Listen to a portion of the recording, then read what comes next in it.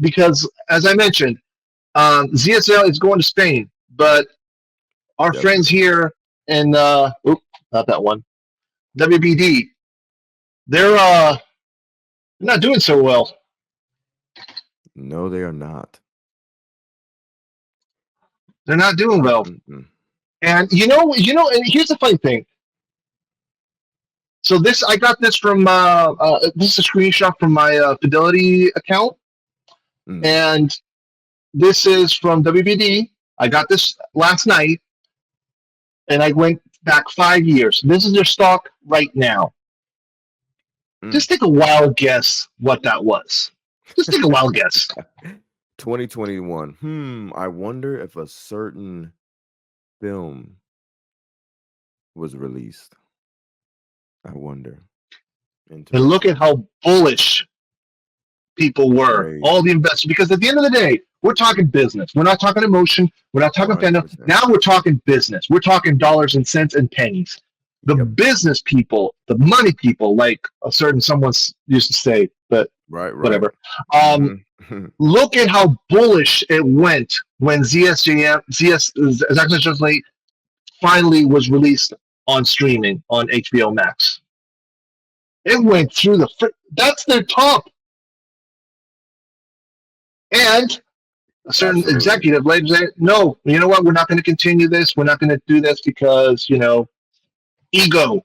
But we were going to talk about and start off later during the show with Charles, but I do have some Sure. stuff, so I want to keep going. But also, I want you to compare real quick Warner Brothers, Right. Paramount, Mm. Comcast, Mm. Disney, and numbers don't lie. People lie. Now, Yep. you might say, well, what, Phil? Numbers don't. Numbers don't lie. Numbers never lie. But people might say, oh, but the stock went down here and there. Okay, you know why that stock went down? I'll tell you why. Because that was the time when Netflix was restructuring their platform because they had to add ads because they didn't have ads before. So how is they going to survive if they don't branch out and they just stick to what they only know? Correct. That was a very intelligent move on their part. Very business savvy. Yeah, and they got a lot of shit. But also, they knew that we're going to take a little hit, and they warned the investors, we're going to take a little hit, but don't freak out, don't pull over, blah, blah, blah. But also, that was the time to get in. Right. So it's interesting, too, because around that time period, everyone was complaining about this. And I'm like, they were probably the last platform that did not have ads.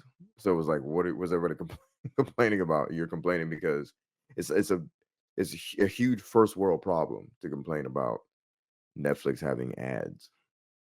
It's like literally everyone else is doing it because they cannot survive without ads. Because that's your passive income right there.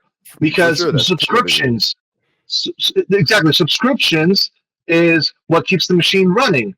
Yep. Ads is what puts the profit up. Because you gotta obviously, like, dude, even Tinder. If you use Tinder, I don't use Tinder. I hate fucking online dating. I'm old school, but whatever. Yeah. Even Tinder has ads now. Like, I was scrolling the other day on Tinder. I don't like to use it, but I have it because I don't have a choice. I have to if I want to, get some action. And I'm seeing ads. Wow. Right. Because advertisement is what boosts profitability. Subscriptions is to keep the house afloat. Advertisement is what pushes growth. And that's why you see our old TV shows that we used to watch on old cable used to survive. It was about the commercials. These are our modern day commercials, these ads. Exactly. And they're everywhere, like you were saying. Dating apps, it's everywhere. So why wouldn't Netflix have ads? Exactly.